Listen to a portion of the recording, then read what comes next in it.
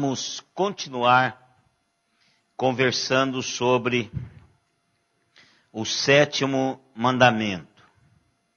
Nós, na quarta-feira passada, paramos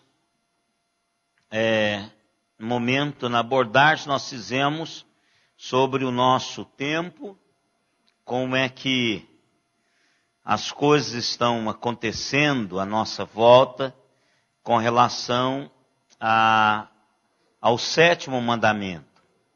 Então nós descobrimos que a coisa não está muito boa, né? Nós não temos perdido o paradigma com essa questão da liberação sexual. Nós temos tido alguns problemas. Eu fui buscar algumas anotações que eu tinha com relação a algumas coisas estranhas que, com relação à relação sexual, adultério, etc. E eu descobri lá algumas relíquias que eu queria compartilhar com os irmãos. Duas delas têm a ver com aquela revista Newsweek, Notícias da Semana, que eu até um tempo atrás eu gostava de ler. Agora tem tanta coisa para ler que eu já não me detenho mais com essa revista. Mas ela é muito boa, mas traz mais a questão dos Estados Unidos. Mas estas duas reportagens eu coloquei lá no meu arquivo para serem como introdução. Falei, eu vou colocar isso aqui, porque isso aqui é bom para a introdução de um encontro de casais, alguma coisa assim.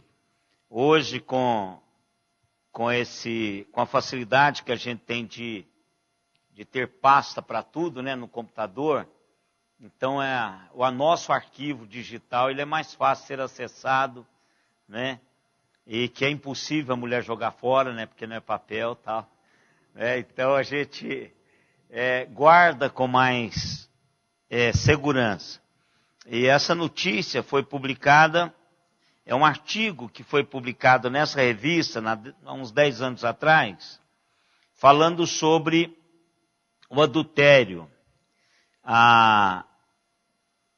Eles fizeram o seguinte, que fizeram uma pesquisa, um trabalho, que perguntando às pessoas com relação ao adultério, o que elas achavam, a questão moral, etc. E surpreendentemente, a maioria condenou o adultério como imoral. Mas receberam, a editora recebeu muitas cartas, muitas sugestões, sugerindo que a ética do adultério não eram tão claras assim.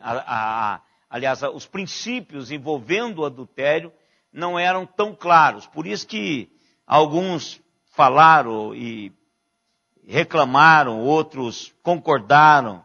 Mas teve uma mulher da igreja, uma frequentadora de igreja, e eles colocaram frequentadora de igreja, mas pode ir atrás que ela fez profissão de fé, batizou, carrega a Bíblia. E informou que seu romance de 5 anos com um homem casado salvou o seu casamento. E ela diz o seguinte, eu não estou certo de que o menor dos dois males é o adultério ou o divórcio. Então veja ao ponto que nós chegamos, uma pessoa que frequenta a igreja, que automaticamente deve ter algum certo conhecimento da realidade de Deus, ela diz que o adultério salvou o seu casamento. Relacionamento que ela tem com um homem casado, já há 5 anos, deve ter apimentado o relacionamento dela com o marido e aí salvou o casamento. Então o questionamento dela é o seguinte, eu não sei qual que é o mal maior ou menor, se é o adultério ou se é o divórcio. Então, isso aqui é para a gente ter uma noção de como é que, de fato, o lado nosso de racionalizarmos as coisas, principalmente quando tem a ver conosco, né? Então a pessoa acaba racionalizando, não, isso aqui vai dar um novo sabor, vai dar uma nova caminhada, aquela coisa toda. A outra reportagem fala de um casal que estava num trem, no metrô, em Londres, e eles começaram a ter uma relação sexual dentro do metrô. Os outros passageiros que estavam lendo o jornal, continuou lendo o jornal. O que não estava lendo o jornal virou para o outro lado para não fazer de conta que não estava vendo aquela questão, como a maioria faz isso, né? Eu e vocês, às vezes fazemos isso. A gente vê, mas faz de conta que não vê, vira o outro lado para o outro e vai embora. Né? E se está no ambiente que nós estamos, a gente procura trocar de mesa, ou virar, fazer alguma coisa, para deixar o camarada, porque cada um se vira com o que ele está fazendo. Quando o casal terminou do seu ato sexual, eles acenderam o cigarro. Cada um pegou o seu e acendeu o cigarro. Os demais passageiros se conduziram, alguns deles representando os outros, se conduziram ao condutor do trem, a pessoa responsável, e reclamaram porque aquele trem, aquele vagão, era um vagão de não fumantes. Dizendo, olha, estão fumando aqui, e esse vagão é um vagão de não fumantes. Então, moral é o seguinte: quando as pessoas estão mais ofendidas pelo tabagismo público do que o sexo em público, algo está errado com a sociedade. Mas é assim mesmo. Às vezes nós queremos olhar para a nossa realidade e pôr um band-aid nessa coisa. Mas a imoralidade, nós brigamos por coisa tão simples, né? E quando a gente vai perceber, a pessoa tem a questão de moral muito mais cauterizada do que a gente podia imaginar. Eu li, a pessoa contou que eu não sei quem foi, mas eu li que isso eu li numa revista, que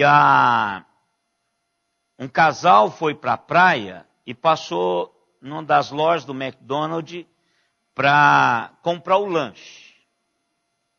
E quem já foi, não sei aqui, porque eu nunca fui ao McDonald's daqui. Mas eles entregam num saquinho do McDonald's lá, é assim, somente quando você pede para viagem. Então, quando a pessoa foi, ele pegou aquele saquinho e foi para a praia, casal. E quando eles foram lanchar lá para o momento de lanche deles, um dos saquinhos não tinha o lanche, tinha dinheiro, dólar. E o camarada diz, olha, nós precisamos devolver esse negócio. A cultura americana é assim, né? Então, foi lá, devolveu o dinheiro. E aí, quando chegou lá, o camarada disse, rapaz, olha, nós já estávamos considerando que esse negócio tinha ido embora.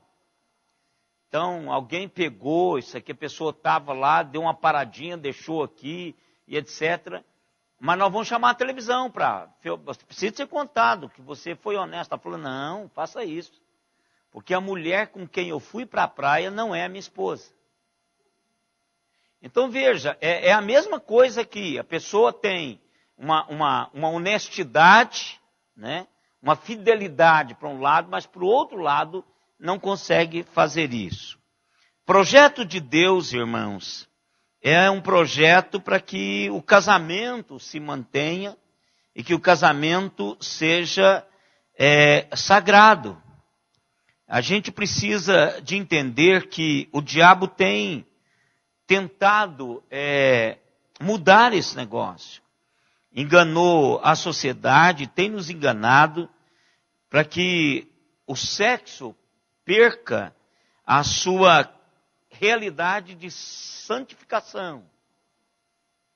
O projeto de Deus é para que o casamento seja o lugar onde o sexo aconteça. E aí Deus abençoa esse relacionamento. E o diabo, ele entrou e diz, não, você A hora que entrar no cio, você pode fazer com qualquer um, em qualquer lugar. Só está no cio. Então, se ter vontade, faça. Como qualquer cachorro da vida, faça isso, né? Então, nós estamos entrando nessa realidade, a gente tem perdido muito como sociedade, porque nós estamos nos perdendo com relação à santidade do sexo. Eu tenho dito aqui, e faço isso com muito carinho, a maior parte dos casamentos que eu faço aqui, eu sei que o casal já tem relacionamento pré-nupcial. A maior parte. Os pais fazem de conta que não sabem, e se não denunciam, eu não posso fazer nada. Mas eu sei que fazem. Então, isso vai acontecendo que nós vamos perdendo o projeto de Deus para o casamento e para o sexo. E aí nós usamos aquela questão, todo mundo faz. E está mesmo geralmente, todo mundo está fazendo. E se você quiser fazer, você faz aí de uma maneira bem clara. Eu me lembro que em 2001 foi lançado um livro no Brasil, que esse livro, ele instrui como é que você vai ter um caso e como é que você vai fazer para ter um caso sem culpa, um caso que você não vai ser descoberto, como é o nome? 2001 lançou. Brown, a escritora acho que é Ellen Brown. Depois eu posso passar o título certinho para os irmãos. Ela dá todos os passos, como é que você vai gerenciar os aspectos de um relacionamento extraconjugal, com paixão, com discrição e com dignidade. Imagine isso. Está aqui, está em português. Foi lançado em inglês em 1999 e lançado em português em 2001. Eu me lembro desse livro, porque eu assisti uma palestra com Ari Veloso, que eu falei um domingo de manhã aqui. Então a autora, ela discute detalhadamente como é que você faz para preparar-se, para responder, para todo o processo. Então, ensinando como fazer isso. Então, nós temos hoje, e eu tenho certeza que hoje a coisa está muito pior, porque nós temos enfrentado uma gama nas comunicações, de portas se abrindo para que a gente faça isso. E a igreja, infelizmente, tem perdido a sua voz profética em direção aos seus jovens. A igreja jovem não tem considerado com muito carinho a questão sexual. Tem um livro chamado Mais Puro que o Diamante. Foi o livro um dos primeiros livros que eu li com relação à sexualidade. Mais puro do que um diamante. Fala do jovem, do homem e da moça, da mulher, se preparar para esse momento especial. Uma das revistas feministas dos Estados Unidos, a Liberação, mais ou menos, Liberação Feminina, dá algumas razões para se cometer o adultério. A primeira dela diz que o adultério é emocionante. Se a sua vida está monótona, o adultério, a sua vida conjugal está monótona, o adultério é uma boa pedida para apimentar essa relação. A segunda realidade diz assim: o adultério faz de você uma pessoa bem moderna e te dá uma vasta gama de experiência, melhora técnicas, novas posições, etc. O adultério é divertido. O que nós precisamos fazer, irmãos? Nós precisamos de voltar de novo ao paradigma de Deus. O que é interessante é que a gente concorda que não matarás, não furtarás, é um negócio que precisa todo mundo obedecer. Mas quando nós passamos para a questão sexual, aí nós começamos a tratar a questão sexual como cultura. A pessoa diz: não, agora não tem nada a ver com o público. Agora não é uma questão pública, não é interesse público a questão do sexo. É uma questão privada, cada um tem a sua opção. É isso que está pregando hoje. Então, quer dizer, não matar, não roubar, isso tem a ver com a questão do interesse público. Mas quando nós falamos não adulterarás, então aí as pessoas começam a dizer que isso é uma questão privada. É uma verdade individual e não mais uma verdade absoluta, como é o paradigma de Deus para a questão do adultério. Deus determinou que o adultério faria mal ao seu povo, não porque ele está negando a mim e a vocês funciona a linha que era te intense de 3CM. A chance de ter divertimento. O que Deus está fazendo é que Ele quer nos preservar e Ele quer preservar a família. Preservar a família.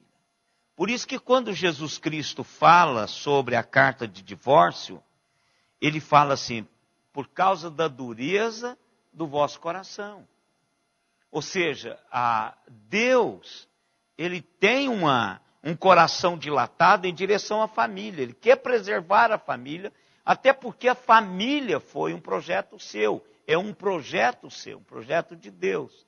Então Deus quer preservar a família, porque a família é que vai dar sustentabilidade à nossa caminhada. Agora, uma das coisas que a gente precisa de parar para pensar é que não tem consequências. Eu estava lendo uma reportagem e tentei achá-la, mas eu não consegui. A pessoa diz o seguinte: 70% dos homens, eles disseram que teriam uma relação sexual fora do casamento se eles tivessem certeza que não seriam pegos. E 68% das mulheres a mesma coisa.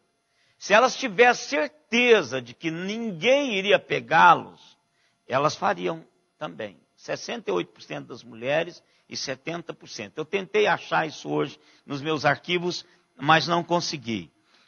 O fato é que o medo de se ser pego é o que segura. Mas a questão não é, e Jesus deixou isso claro, nós vamos tratar isso lá na frente, não é se eu vou ser pego ou não. Deus está vendo tudo isso. E era tão sério, irmãos, que o Antigo Testamento trata isso aqui com uma seriedade tão grande. E às vezes eu fico pensando assim, por que alguns pecados lá do Antigo Testamento também não eram, a penalidade deles não era a morte? Por que o adultério era a morte? Por que era tão pesado esse negócio dentro de uma realidade do povo de Deus? Por que Deus colocou isso aí? Então, não é que adultério seja um pecado maior do que roubar, do que matar, mas o adultério, ele é desastroso em todos os sentidos. Ele acaba com a pessoa, ele acaba com a família, ele acaba com a realidade da vida em torno dele, e que desmorona se não tiver alguém para socorrer, tratar e correr atrás e buscar o perdão de Deus, é algo que vai destruir tremendamente. E infelizmente, na hora que se está fazendo, não pensa nisso. Esse é o grande problema. Então é uma decisão premeditada, mas inconsequente. Normalmente é premeditada, porque vai construindo. Nós vamos ver isso, como evitar o adultério. Alguns princípios nós vamos estudar lá no final. Mas eu queria olhar com os irmãos alguns textos para que a gente pudesse dimensionar as consequências disso. O primeiro texto é Deuteronômio 22.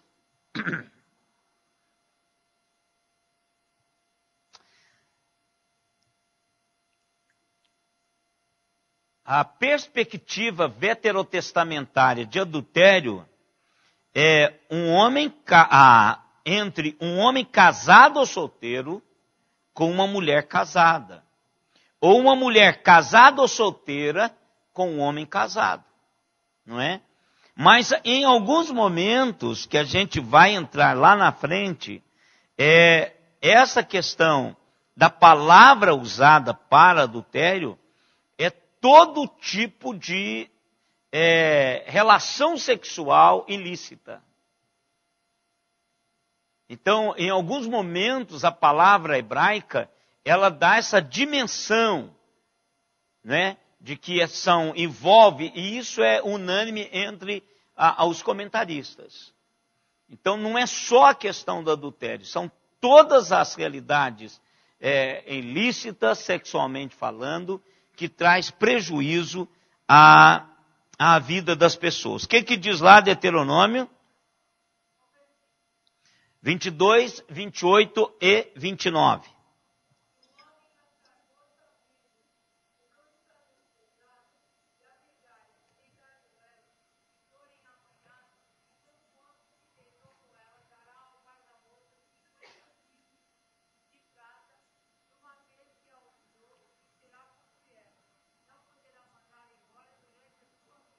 Então pronto, olha aqui, a primeira coisa. Se ele tem relação sexual com uma menina virgem, ele tem que pagar o pai, indenizar por danos morais ao pai, casar com a menina e não separar-se dela nunca mais. Isso é uma algema, né? E isso é uma determinação de Deus, para um preceito de Deus para o seu povo. Então está dizendo, se você andar por aí, encontrar uma menina, você não pode se divorciar dela. Isso é um homem que está lá, fala homem solteiro e mulher solteira. Deuteronômio 22, 23 e 24. Esse deveria ser o outro, né? O primeiro deveria ser o 23 e 24. Mas pode ler lá.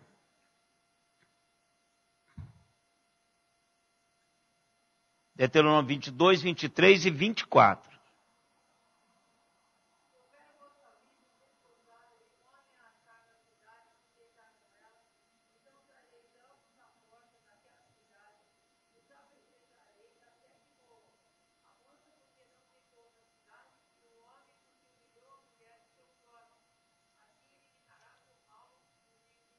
Lembro que o contexto de desposada ali é a mesma coisa de Maria e José. Quer dizer, ela era noiva, né? Então veja, o quanto que Deus, ele preza pela santidade esse relacionamento sexual. Porque Deus está dizendo assim, quando você tem vontade de fazer sexo, não é a mesma coisa de vontade de comer, você tem que ter responsabilidade com isso. Não é, por exemplo, está na rua, estou com vontade de fazer sexo, pego a primeira mulher e tenho sexo com ela. Tem consequência isso. Não é? Tem consequências. A palavra de Deus está dizendo que tem consequências. Então, é a penalidade de morte para isso. Isso é morte, quer dizer, uma pessoa, um homem, porque não diz aí se ele é solteiro ou casado, mas ela é comprometida, ela é desposada já. Então por que a mulher morre? Porque ela não pediu socorro, ela não gritou. Ela não gritou. Quer dizer, ela se assentiu naquela relação sem gritar. Se ela grita e alguém ouve ela gritar, então ela não será apedrejada. Mas é a morte. Deuteronômio 20:10.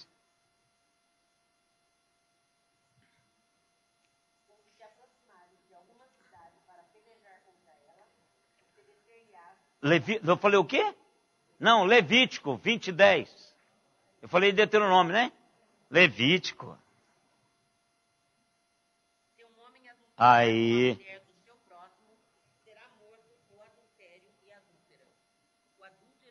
E adúltera. Então veja, se adulterar com a mulher do seu próximo, um homem adulterar com a mulher do seu próximo, os dois serão mortos. Eu fico pensando, irmãos, como é que a gente pode digerir isso na nossa cultura hoje? Claro que nós não vamos apedrejar ninguém. Claro que nós não podemos expor. Até na igreja, eu não posso dizer assim, o irmão fulano de tal está sendo disciplinado pelo 7º mandamento. Eu vou ser processado. Não pode mais fazer isso. Não pode. Até a disciplina da igreja tem que ser em sigilo. Quanto mais querer apedrejar o cara. Mas o fato é, irmãos, que Deus vai trazer algo sobre a vida dessas pessoas. É Deus que vai trabalhar isso agora. Trabalhar tanto a questão da mulher quanto a questão do homem. Então nós precisamos ter a noção de que é um caminho de morte esse negócio. O adultério é um caminho de morte. As Escrituras nos advertem, se nós estamos pulando na estrada do adultério, você está pulando num caminho para a morte. E essa morte pode não ser a morte física, às vezes não é morte física. Mas tem morte nesse caminho. Caminho do adultério, o princípio de Deus é o seguinte, o caminho do adultério é um caminho de morte. Vocês querem ver o que Provérbios, e aí você pode pesquisar em Provérbios. Provérbios traz princípios. E esses princípios são exatamente princípios que eu e vocês precisamos prestar atenção neles. São como placas de sinalização. Primeiro versículo que nós podemos olhar é o de Provérbios capítulo 2, verso 18. Contexto, né? Podemos depois, cada um pode marcar aí e depois pegar o contexto, porque se formos falar do contexto aqui, nós não vamos conseguir caminhar. Aí depois você pega o contexto lá, leia o contexto, muito embora Provérbios, ele diz o que diz num único versículo, não é? Então Provérbios é diferente, a interpretação de Provérbios é diferente da interpretação do restante da Bíblia. Às vezes o provérbio traz num único versículo, em 2 frases, e você não tem que ficar mastigando. Ele diz o que diz e pronto, acabou. Não é? Porque é um princípio. Mas aqui você pode pegar, porque esse traz um contexto. O que diz lá? Isso.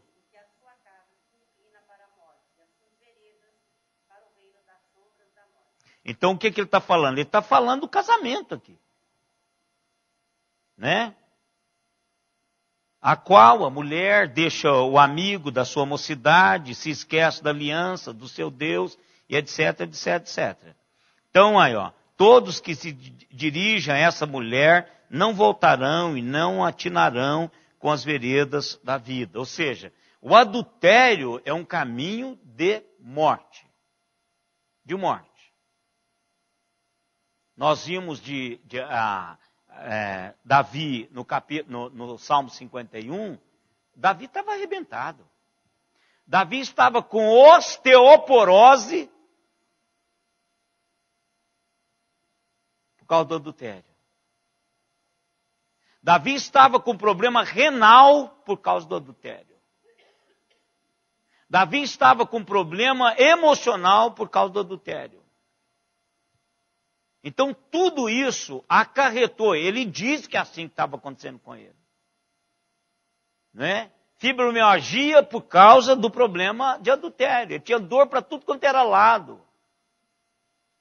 Chorava por qualquer coisa. Claro, foi depois que Deus usou um servo e disse para ele, camarada, você está em pecado. Porque antes ele estava maravilhado, se maravilhando-se com a princesa lá. Então, quando Deus desperta, então ele está dizendo, isso é caminho de morte. Tome cuidado com isso. A casa vai cair, né?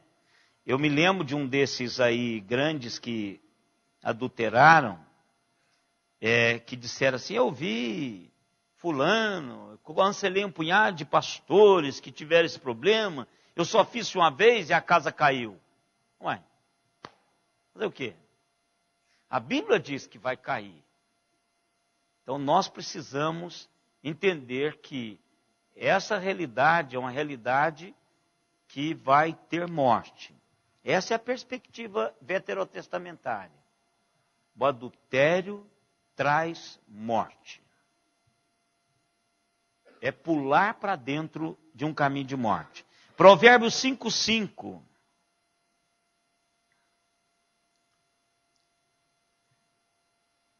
E aqui Apocalipse ainda não tinha sido escrito.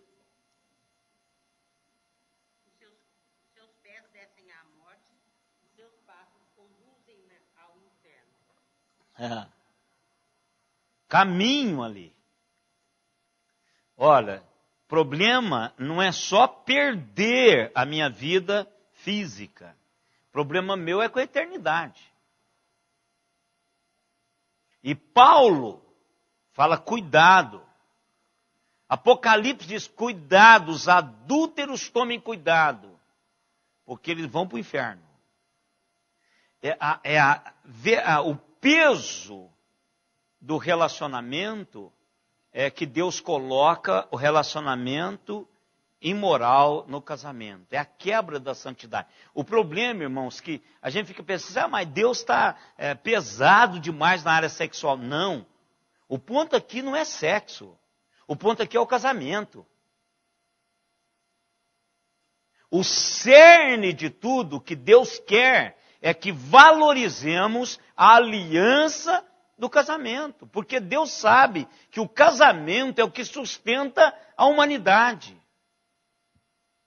Famílias saudáveis geram uma sociedade saudável. Famílias disfuncionais geram uma realidade, uma sociedade disfuncional. E outra coisa, irmãos, eu sempre falo assim, o pessoal fala, o ser humano está vivendo muito, sei o que tem. Eu falei, mas a geração da Coca-Cola não envelheceu. O senhor tomou a sua primeira Coca-Cola com quantos anos? 13 anos. É porque o senhor era de uma família rica. Porque o senhor era de uma família rica, uma família de posse. Hein? Você tinha o quê? Você lembra assim, mais ou menos? Adolescência, por aí? Não. É mesmo. Eu também levei muito tempo. Eu acho que eu já tinha... Eu bebi uma crush. 18, 17 anos, não sei quanto. Então, se vocês falar, por exemplo, que o irmão Ziel, com 82 anos de idade, 81, está vivendo muito, mas ele não é a geração da Coca-Cola. A geração da Coca-Cola são vocês, que tomam Coca-Cola na mamadeira, não é verdade? Já dá Coca-Cola babadeiro. O menino tá... Café da manhã, vai em São Paulo. Eu arrepio, irmãos. Você chega em São Paulo de manhã, tá todo mundo com pastel ali no Tietê. Pastel e Coca-Cola. Eu falei, então, olha que esse pessoal morrer, envelhecer, eu quero ver essa turma envelhecer, chegar aos 81 inteiro como o senhor está. Agora, eu quero ver esse pessoal de promiscuidade, de luxúria, envelhecer.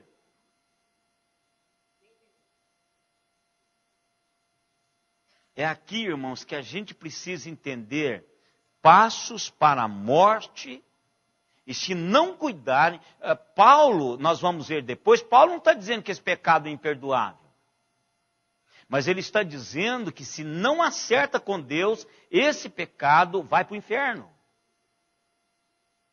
Isso é sério, irmãos. Ele coloca ali outras realidades de vida. Ele coloca lá, nós vamos estar lá quando nós estivermos abordando isso no Novo Testamento.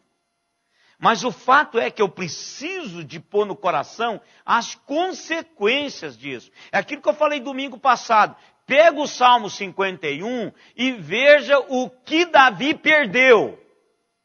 Ou pega todos os penitenciais, que se me falha a memória são 7 ou 9. Qualquer dessas Bíblias de estudo, ou no computador, você coloca assim, salmos penitenciais. Sai tudo lá. Eu não lembro de cor. Acho que são 7 ou são 9 salmos penitenciais. Que são salmos de confissão de Davi, que tem uma parte de confissão. E aí você enumera o que ele perdeu. E nós vimos, uma das coisas que ele perdeu foi a alegria da salvação. Não tem graça, irmãos. A igreja não tem graça. As pessoas nem vêm à igreja. Sabe qual que é a pior coisa quando alguém me diz assim, pastor, pulei a cerca? É manter esse camarada na igreja. Porque toda mensagem que eu vou pregar, ele vai achar que eu estou falando para ele. Verdade. Vocês não sabem o tanto que é complexo esse negócio. Aí sai, pá, o cara diz, está falando para mim. Ele não volta, ele não quer vir. Principalmente quando ele não se arrepende de fato. Quando arrepende, ele fica mais crente, ele quer consertar, ele caminha, acerta. E a Bíblia diz, aquele que confessa e deixa, alcançará misericórdia. Não é um pecado imperdoável. Não existe pecado imperdoável, irmãos. Exceto se você não quer ouvir Deus falando com você. Esse não tem perdão.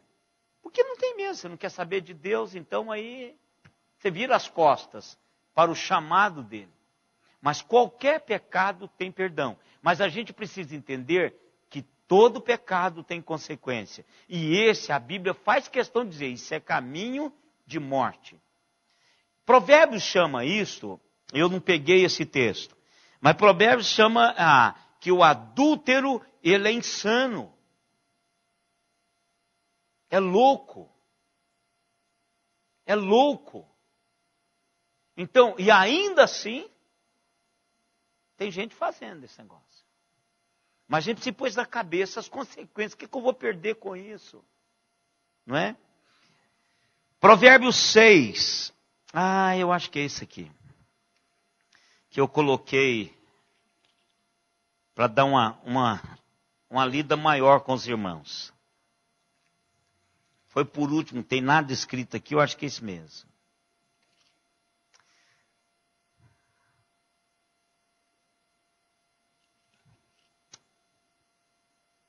Não, não é. 23, 6:23, é isso? Aqui. É esse aqui. Então, dê uma olhada depois disso aqui para os irmãos verem como que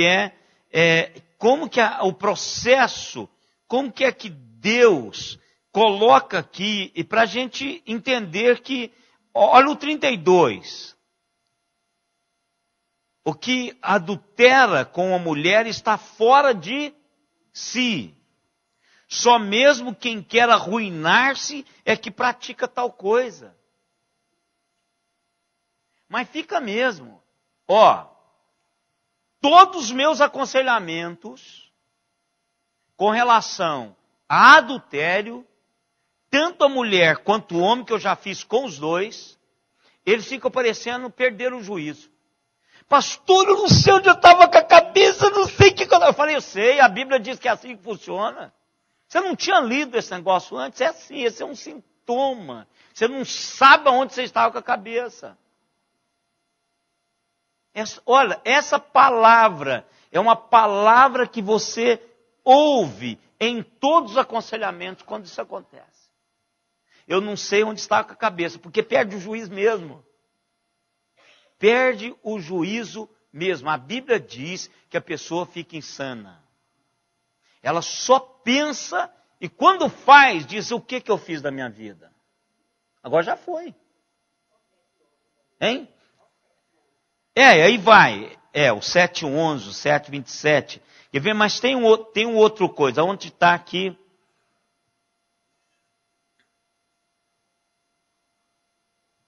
Provoca morte, ao verso 34. Porque o ciúme do marido traído, não é? Não terá compaixão no dia da vingança. Isso aqui mata. Eu morava na casa, a primeira experiência da Simone, eu já tinha visto isso. Eu já tinha visto vários assassinatos, coisas acontecendo lá no Nordeste. Eu até brinquei com o pessoal, e normalmente era assim mesmo. Eu brinquei com o diácono, que foi levar a minha mudança a Caruaru, da terceira igreja de Uberlândia. Aí eu falei para ele assim, como é que é o nome dele, bem, um pedreiro lá? Sonoé. Falei, Sonoé, o senhor não assusta não, porque lá no Nordeste é o seguinte, eles matam um hoje e amarram o outro para matar amanhã. Se o senhor chegar lá a ver alguma coisa assim, o senhor não fica preocupado não. Claro que isso era 1988. Eles ainda matam hoje ainda, viu, irmãos? Se pensar que não é não, mas o negócio lá não é brincadeira não. Sabe o que aconteceu quando eles chegaram lá? Chegaram bem cedinho, descendo ali na Fafica, que eles entraram pela entrada da Fafica, a Faculdade de Filosofia. Aí, diz que ali, perto da casa do pai da esposa do reverendo Marcos, da Jane, tinha um grupinho de gente. Eles, vocês foram lá para pedir informação, quando chegar lá tinha um cara morto. Eu falei, o pastor havia avisado, o pastor avisou que aqui é assim, não é isso? Mas nós moramos, em 90, eu mudei para a casa do irmão da Leir, o Douglas, nós morávamos lá. E essa casa ela foi construída num rochedo, e a rua ficava lá embaixo, era uma escada, a gente tinha que subir. E aí tinha uma viela, lá tem muito isso, uma viela um pouco assim para frente da minha casa. Aí nós começamos a ouvir uns estampidos, pá, pá, sou desgraçado, pá. Sabe o que era? Um marido atirando no cara, o meu carro, ele passou a mão, ele morreu logo na frente, assim, ó. O cara matando o cara que estava com a mulher dele. Olha o que Provérbios diz. No dia da vingança, o marido traído não vai ter piedade. Morte, irmãos. Morte. Quantos de nós conhecemos e ouvimos no jornal morte? Como é que é a expressão? Como é que é a expressão dessa morte? Crime passional. É isso? Passional. Quanto? A polícia suspeita de crime passional, é isso. É o cara traído matou, ou a mãe ou a mulher matou o cara. Muitos outros. Então, a gente precisa, assim, o que o Antigo Testamento diz para mim e para você, olha, Deus quer preservar o casamento. Deus quer preservar você. Deus quer preservar a sociedade. E Deus traz esse peso de responsabilidade, dizendo, olha, tem um caminho de morte nesse negócio. Agora é uma pena, porque a maioria de nós só aprendemos isso depois que a coisa aconteceu. Mas a mesma Bíblia que faz isto, está dizendo que há restauração. Há restauração. Eu acredito nisso, irmãos. Nesses quase 35 anos de ministério, eu tenho visto pessoas restauradas, assim, com um casamento fantástico, e que Deus tem abençoado essas pessoas. Confessaram e deixaram e alcançaram misericórdia. Não morreram, graças a Deus não morreram. Não é? Eu uso sempre essa expressão. O pecado não foi, Deus não permitiu que o pecado se transformasse em desgraça. Agora, não pense você que você vai pecar e vai acontecer a mesma coisa, porque nem sempre é assim. Deus está dizendo para mim e para você, isso é caminho de morte. Olha outro versículo aqui. É quase igual o 5:5 de Provérbios. É o 7:27. Qual que é o que você tinha falado? 7 o quê? 7:11. Diga, leia o 7:11. É apaixonada e inquieta, cujos pés não param em casa. Ora está nas ruas, ora nas praças, enfrentando por todos. Então tá aí. Todo dia. Todo dia está acontecendo. Irmãos, olha, só não faz sexo hoje quem não quer. Porque isso que Provérbios está dizendo está nas nossas ruas. Isso pode ser uma cidade pequenininha, uma cidade do porte de Araraquara, uma cidade do porte de Ribeirão Preto, uma cidade do porte de Campinas, e aí vai para as megas as cidades metropolitanas, tudo. Está todas assim. É só se você não quiser. É o 7:27. Pode ler o 7:27. Ao caso dessa mulher, a casa dessa mulher. É caminho para... Está vendo? Ou seja, o cara já está respirando morte. Esse é o recado do Antigo Testamento. Essa falta de percebermos que a consequência é alta, é morte. Então, quando morrer, falar assim, olha, crime passional, você fala, a Bíblia já disse que seria assim. Eu me lembro sempre, fala assim, ó, fulano matou. Então, olha, isso é porque a Bíblia já disse que era assim.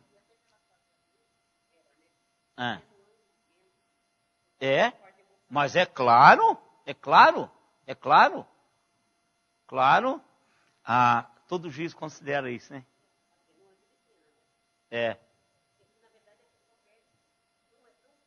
Mas imagina, irmã, assim, a gente pensa no direito, a coisa seca, né? Papá. Mas imagina assim, o cara matou, mas mesmo se for absolvido, o peso que esse cara vai carregar nas costas, o peso que ele... Não é? Então veja, por que não pensou, se não dá certo, termine esse negócio. Digo, olha, eu amo você. Olha, irmãos, eu tive essa semana, o irmão Benedito foi testemunha juntamente comigo. De uma pessoa, pastor atrai esse negócio, né? E essa pessoa, eu já venho tratando ela com muito carinho, já há algum tempo, há mais de anos, nós nos conhecemos. E assim, eu sempre o trato bem, eu não buzino para ele toda vez, porque a minha caminhonete não tem buzina. Mas assim que eu cruzo com ele, eu dou um alô para ele e tal. E aí, ele me contou a vida dele. Segunda-feira, o braço estava numa dor, cortado lá, enfaixado, eu estava segurando, queria vir embora com o irmão Benedito. Falei, irmão Benedito, precisa ir embora, o braço está doendo, tal. E ele foi contar a história. E eu prestei atenção na história, ele dizendo que ele casou com uma mulher que parece que tem, não sei se era 13 ou 15 anos mais velha do que ele. E isso, jovenzinhos lá. A mãe falou para ele não fazer aquilo, não sei o que tem, mas ele temou e casou com ela. Aí, lá num dado momento, ele disse, eu separei dela e a culpa foi minha. Ele diz. Hoje ela está com 83 anos, ele está junto com outra mulher, ele nunca separou dela, e ele diz assim, e eu vou levá-la ao médico, eu cuido dela, eu não vou, por exemplo, a pessoa que estou com ela quer casar, mas eu disse que eu não posso fazer isso, porque senão eu iria matá-la, eu só vou me casar de novo o dia que eu ficar viúvo dela. Eu fiquei pensando, que porcaria, né? Por que o cara não acertou esse negócio lá atrás? Por que não acerta? Por que não acerta esse negócio lá atrás? Mas aí a gente cai naquele negócio. Jesus diz, por causa da dureza do seu coração. Porque na hora, irmãos, a gente não consegue fazer a coisa certa. Tem que ter uma realidade de Deus. Não é? A consequência. Agora vem um versículo de Provérbios que eu quero ler para os irmãos, que é uma das grandes mentiras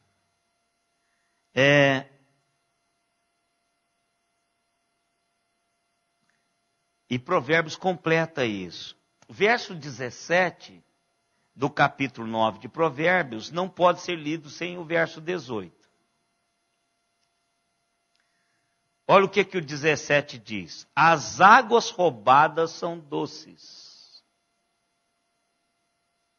e o pão comido às ocultas é agradável. Eles, porém, não sabem que ali estão os mortos, que os seus convidados estão nas profundezas do inferno. Está falando sobre o quê? A mulher louca. Convite da mulher loucura. Olha que coisa. A loucura é a mulher apaixonada, ignorante e não sabe coisa alguma. Olha que coisa tremenda. Como é que a palavra de Deus dá todos os caminhos? Dá todos os caminhos. Então, irmãos, eu quero hoje dizer para os irmãos o que eu poderia ter dito aqui, a gente teria ido embora às 8h10. A visão do Antigo Testamento de adultério é o seguinte: é caminho de morte. Não entendi, meu irmão. Não ficará sem castigo. Não ficará sem castigo. Não, aí você pode... Eu peguei só o que eu queria para embasar essa questão do caminho de morte. Então, adultério é caminho de morte. Isso tem que arrepiar a nossa alma. Mesmo que você tenha vontade. Pega o Salmo 51 e veja o que Davi perdeu. E aí depois você pergunta assim, vale a pena? Vale a pena?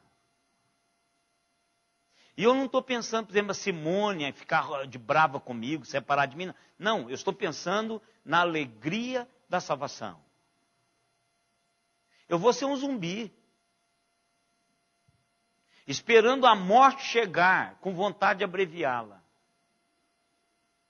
Porque esta é a reação de pessoas que estão desesperadas, sabendo que alguma coisa vai acontecer. Sabe qual que é o maior medo do adúltero, confesso? É se eu vou contar para a esposa dele.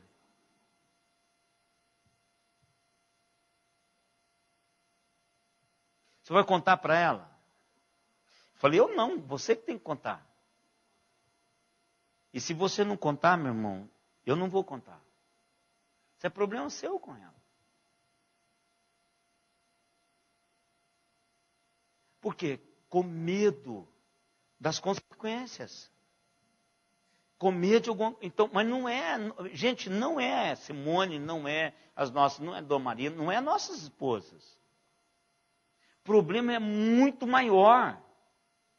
É a realidade da minha vida com Deus que é quebrada. Primeira coisa. E um buraco.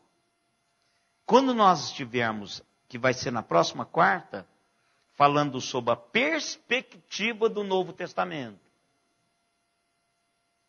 Aí, apesar de Cristo dimensionar a coisa, ou aprofundar mais, Deus diz que há um caminho em meio a esse caminho de morte, que é um caminho de vida. Agora, como fazer para andar nesse caminho de vida é o que nos aponta o Novo Testamento. Mas eu quero que a gente vá para casa, por isso que eu dividi isso.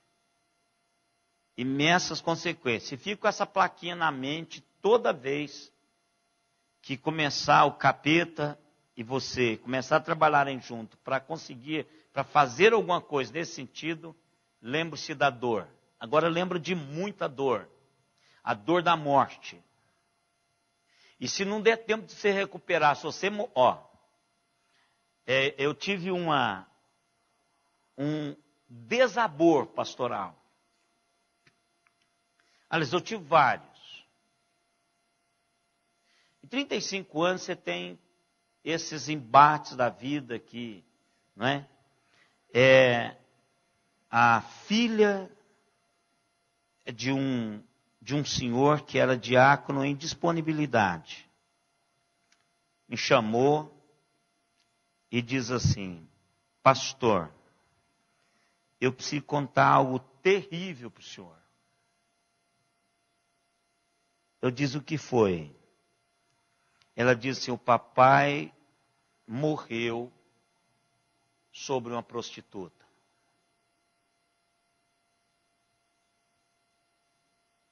A mamãe não sabe. E não vai saber nunca. Mas meu pai infartou tendo relação sexual com uma prostituta. E naquela época eu era muito novo, eu falava, irmão, vocês nem imaginam. Eu disse: foi para o inferno. Foi, pastor? Fala, se a Bíblia estiver dizendo a verdade, ela foi. Mas não brinca. Foi. Foi. Como é que ele em cima da mulher ia pedir perdão?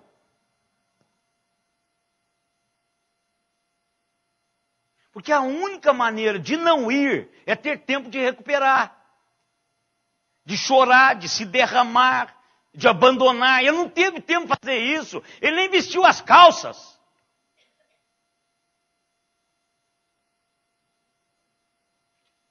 Então, irmãos, cuidado. Porque pode não ter tempo. Esse é o problema. Foi o único que eu já ouvi até hoje, viu, irmãos? Sabe por quê? Porque o irmão dela e ela foram buscar o pai. Ela é tão crente, irmãos. Tão crente essa menina. Crentaça. Foi meu braço direito e esquerdo numa das igrejas que eu pastoreei. E ela é até hoje muito crente. Ela é tão crente, irmãos, que o marido dela abandonou, ficou um tempo separado dela, depois pediu para voltar, e ela recebeu esse cara de volta. Está com ele até hoje. Essa mulher é fantástica. É uma das mulheres que eu tenho assim, um carinho muito especial quando eu me lembro dela. E esse sigilo dela para com a mãe dela. Ela perguntou: eu conto? A mãe: não conta. Então não vou contar mesmo, pastor, porque eu já estava no meu coração que eu não ia contar. Eu não deixei contar.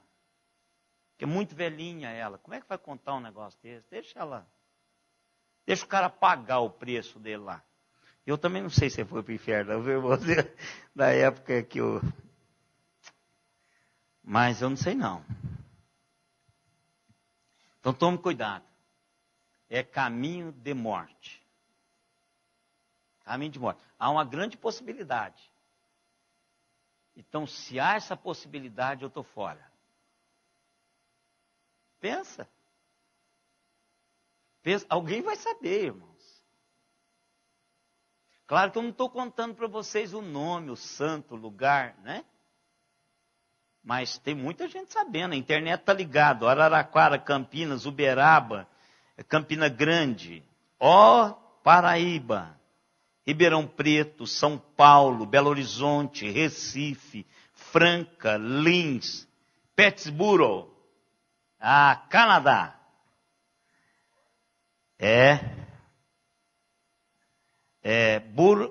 Boardman, Estados Unidos. E Marechal Cândido Rondon. Então todo esse pessoal agora já sabe. Só não sabe o nome. Pensou? Estados Unidos, Canadá, está todo mundo sabendo desse negócio. Então esse é o perigo, irmãos. Porque vão saber. Vão saber. Agora sabe qual que é a maior angústia? É que a gente não sabe mesmo para onde ele foi.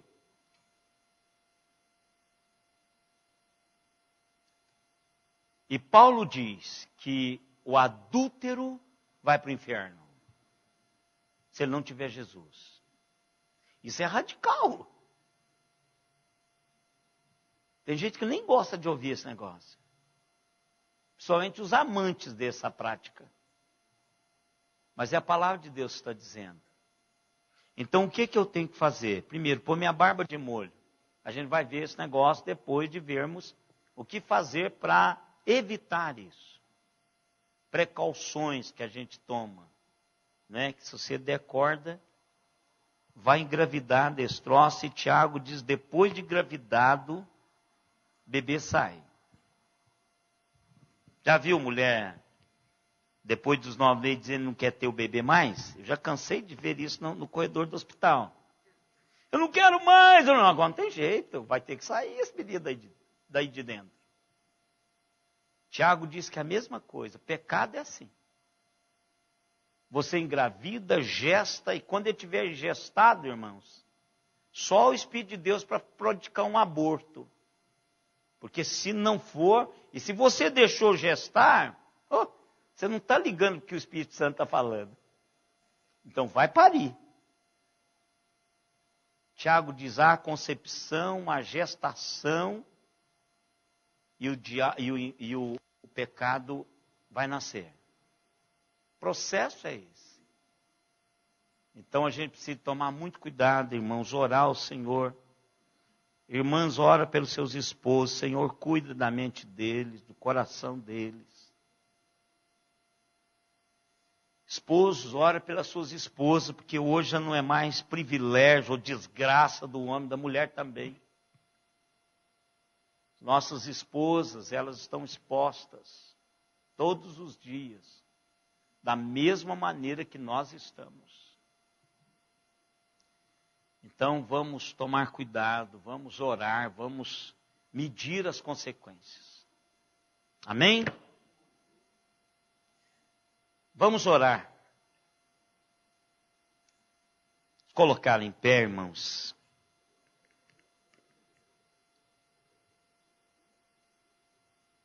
Pai amado, o que nós clamamos é por misericórdia. Porque se está na tua palavra essas orientações, se está na tua palavra homens que caminharam o caminho do Senhor e caíram nesse pecado, isso indica para mim, Senhor, como servo do Senhor, que se eu não tiver o meu coração nas tuas mãos, rendido à tua vontade, há possibilidade disso acontecer comigo. Por isso, ó Pai, ajude-nos, homens e mulheres, Imprima, Senhor, no coração dos jovens essa responsabilidade. Desde o período de namoro, Senhor, ajude-os a considerar, Senhor, que o sexo é restrito ao casamento e que isto é bênção do Senhor para a vida deles, para a nossa vida. É para a preservação nossa, enquanto família, enquanto sociedade, enquanto igreja. Deus, o nosso clamor é que o Senhor nos ajude. O Senhor nos conhece.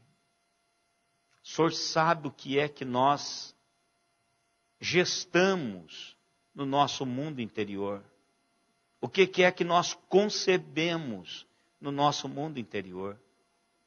Por isso, ó Pai, fazemos nossas as palavras do salmista.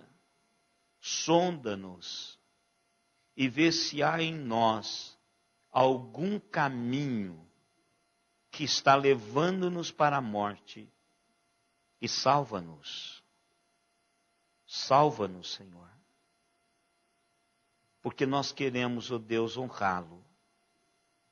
Nós queremos deixar um legado de pessoas trabalhadas e remidas no sangue do Cordeiro, de vidas santas diante do Senhor.